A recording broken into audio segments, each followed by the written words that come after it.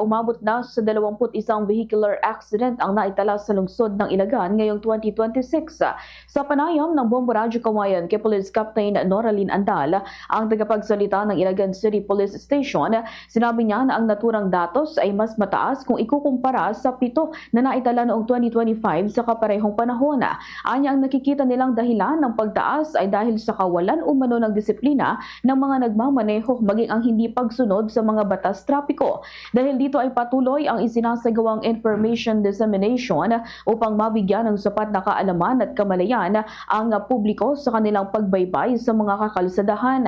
Nakikipag-ugnayan din sila sa mga magulang at pinaalalahanan na huwag payagan ang mga menor de edad na anak na magmaneho upang maiwasan ang panganib sa daan.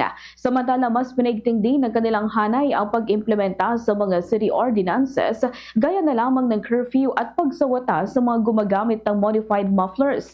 Patuloy din ang pakikipag-ugnayan nila sa komunidad upang mailapit ang kanilang loob sa kapulisan at mas madaling maiparating ang mga problema na kinakaharap sa kanilang nasasakupan. Ganitong bahagi ng pahayag ni Police Captain Noraline Andal. Sa ating komunidad sa patuloy po na pagsuporta sa ating mga programa o sa programa po ng PNP at pinili po namin ang kanilang patuloy na pakikiisa po para mapaigting natin ang ating pagbabantay sa anumang kriminalidad sa ating lugar at patuloy po ninyong suportahan.